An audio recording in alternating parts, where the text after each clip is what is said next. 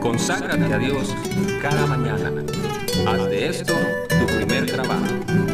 Por la mañana, oh Señor, elevo a ti mi voz. A tu buen nombre doy loor, con gratitud mi Dios. Buenos días, Señor Jesús. Muy buenos días, amigos. Bienvenidos a su programa Buenos días, Señor Jesús. Estamos contentos de tenerlos a ustedes esta mañana. Esperamos que en esta mañana puedan ustedes gozar del pensamiento bíblico que nuestro orador trae esta mañana para cada uno de ustedes.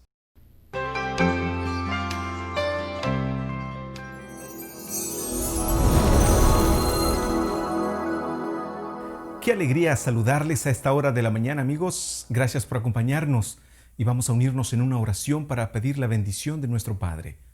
Querido Dios y Padre nuestro, hoy también necesitamos tu protección, necesitamos tu bendición.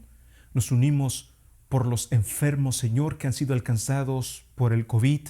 Ruego tu gran misericordia y que pronto nos permitas ya, Señor, salir de este túnel en que nos hemos introducido.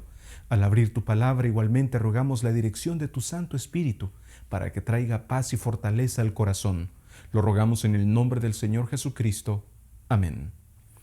Amigos, leamos Apocalipsis 3:5. El que venciere será vestido de vestiduras blancas, y no borraré su nombre del libro de la vida, y confesaré su nombre delante de mi Padre y delante de sus ángeles.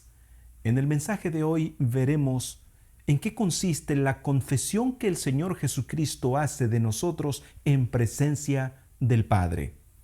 Para muchos cristianos, la salvación es algo automatizado, es decir, que ni tú ni yo tenemos que decidir por algo.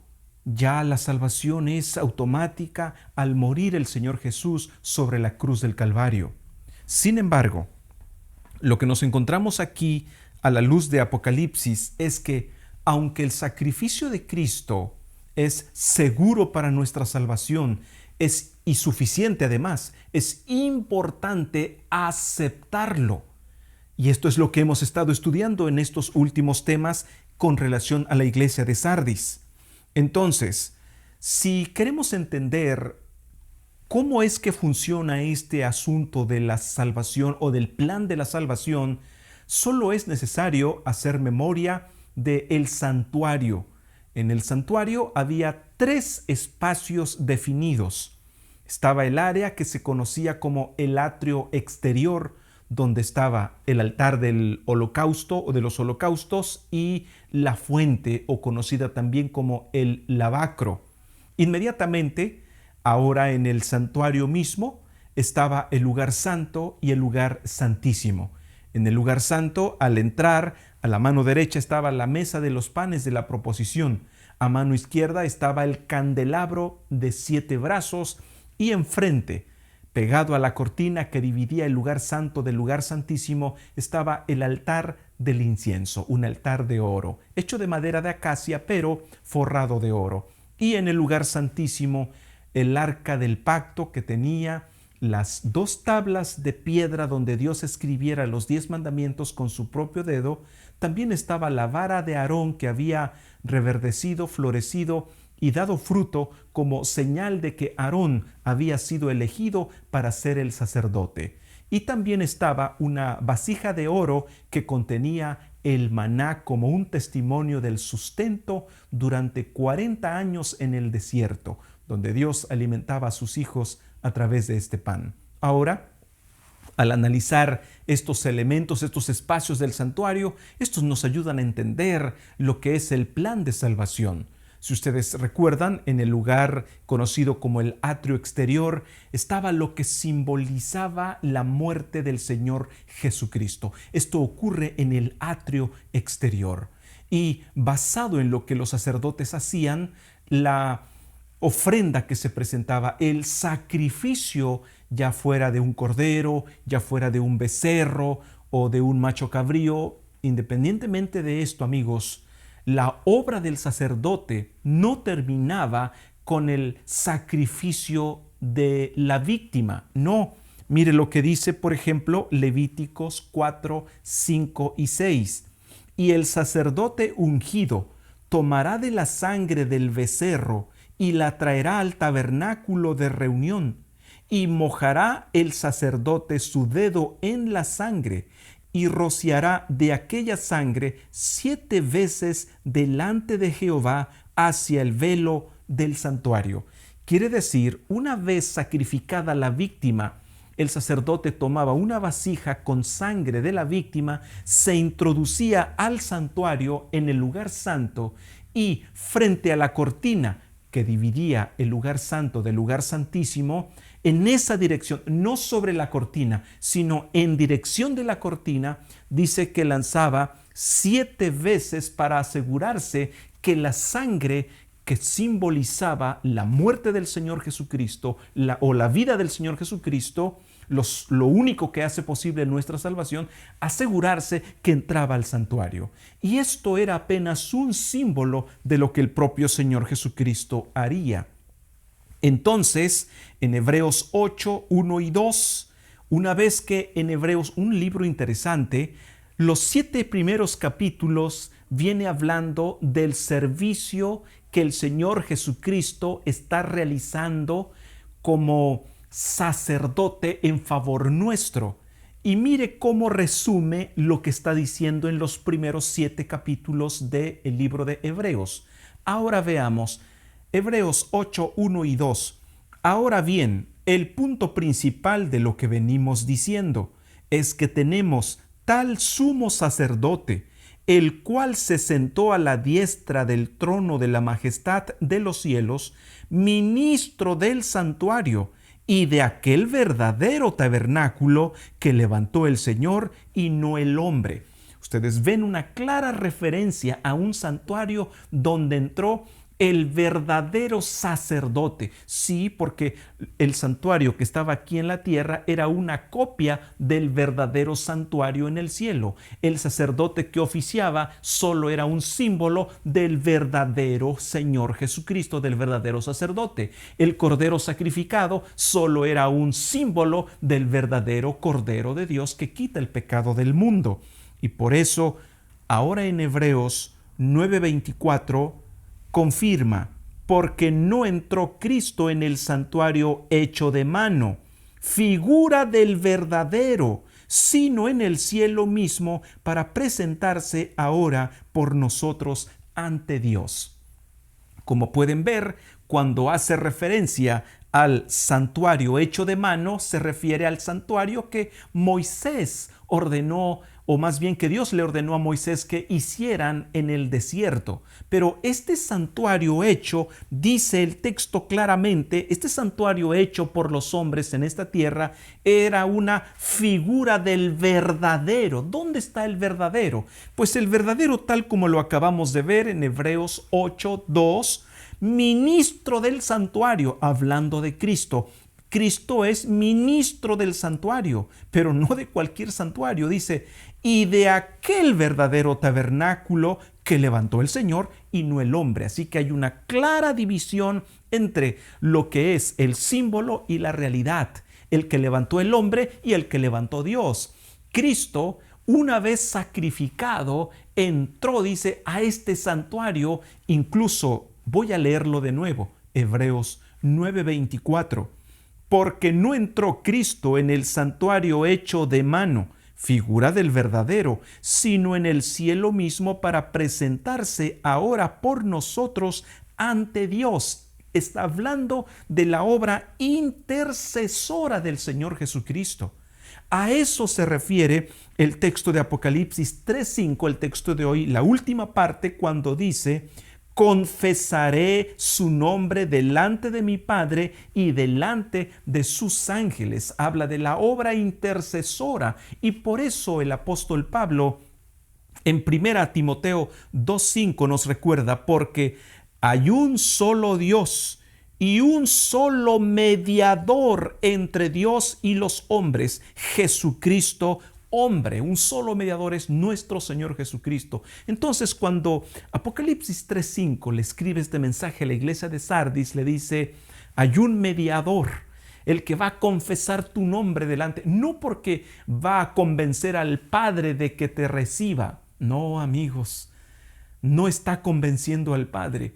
Jesús, su obra intercesora, no es más que una obra que tiene que ver más con nosotros que con el Padre. Ahora, amigos, Jesús murió hace 2000 años cuando tú y yo ni siquiera habíamos nacido. Ni siquiera sabíamos, no teníamos ni la más remota idea, no existíamos. Ahora un día alguien nos enseña que Jesús murió por nosotros. En ese momento, cuando conocemos el mensaje, lo creemos, lo aceptamos y lo comenzamos a vivir. Aunque el sacrificio se hizo hace 2000 años, apenas está teniendo un efecto en nuestra vida gracias a la obra intercesora de nuestro Señor Jesucristo en el cielo. Cuando Él dice claramente en Apocalipsis 3:5, y confesaré su nombre delante de mi Padre y delante de sus ángeles, nos confiesa como sus siervos, como sus hijos, que lo hemos aceptado. Yo te pregunto, ¿aceptas al Señor Jesús como tu Salvador personal y como tu único intercesor? Ora entonces conmigo. Padre, gracias por recordarnos que tenemos a un intercesor único que hace posible nuestra salvación. Hoy lo aceptamos y rogamos, Padre, que nuestro nombre se registre en el libro de la vida por ello. Lo rogamos en el nombre de Jesús. Amén.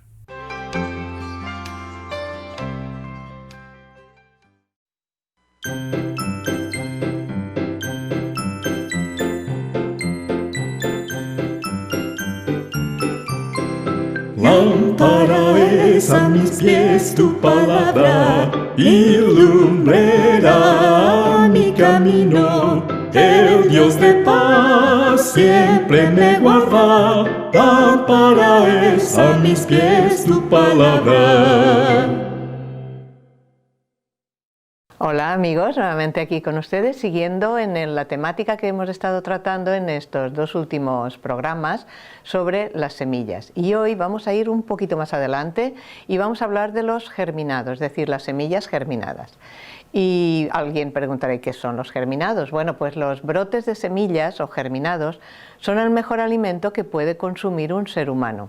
Las semillas, recuerden que son el origen de la vida y no pueden generar en quien las consume algo diferente del bienestar del que disfruta un organismo sano y en constante depuración.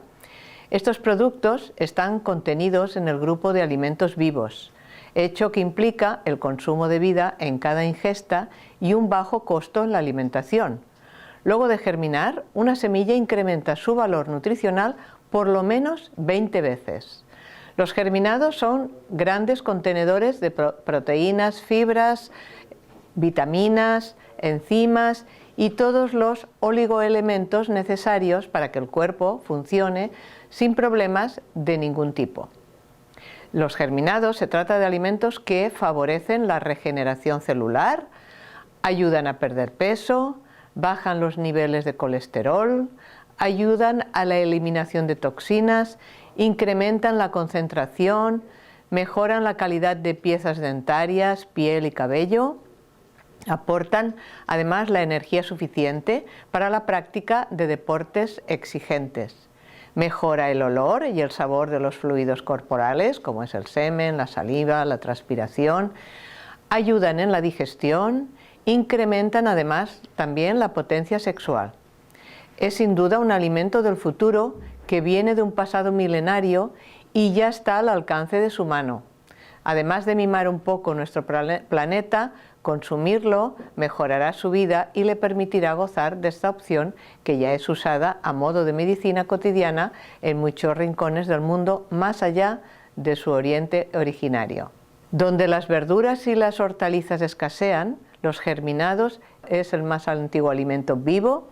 Nos permite enriquecer las ensaladas y otros alimentos. La semilla, como estructura básica, el germen o embrión y una reserva nutritiva que lo alimentará para que se convierta en la futura planta, todo ello recubierto de una envoltura protectora que es la cáscara o tegumentos.